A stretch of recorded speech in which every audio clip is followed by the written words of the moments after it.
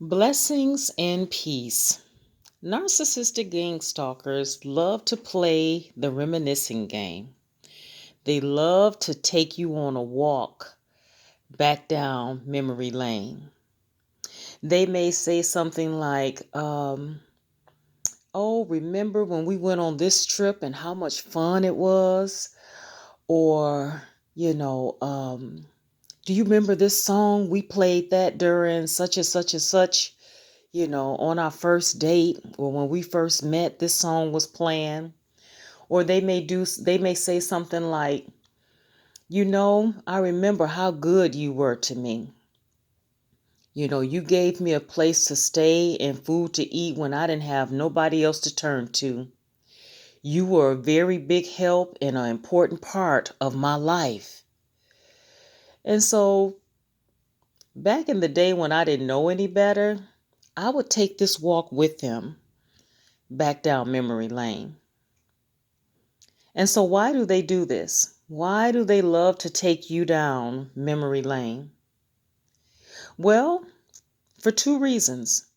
Number one, they realize that they're losing their grip on you and they want to reel you back in. Or number two, it's to get you to do something for them. They need something from you. And so what is this called? When the narcissistic gang stalker approaches you and they want you to take that walk, what are they doing? What are they trying to do when they do that? You see, one thing the narcissistic gang stalkers know, they understand human behavior and they can read people very well.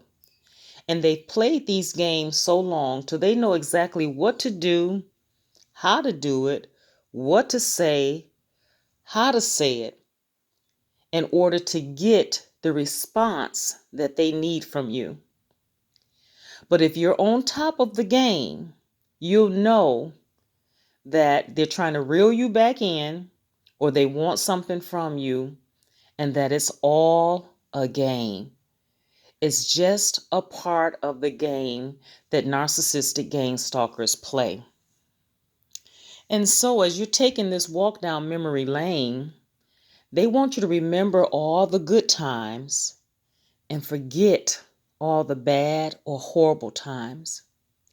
And then they want you to start reasoning in your mind, well, yeah, things weren't so bad. And, maybe I should give them another chance. Maybe I should allow them back into my life. All of this is done to trigger that inside of you, to trigger a certain response that they need from you. This is called triggering. And narcissistic gang stalkers are good at triggering their supply. They will trigger you with certain smells, like, when you were dating or when you were hanging out together, they wore a certain cologne or a certain perfume, or they wore a certain type of clothing. It's amazing also how they will reproduce pictures from way back in the day. And like, oh, here's this picture when we were doing this. Or they will use certain words and phrases to trigger you.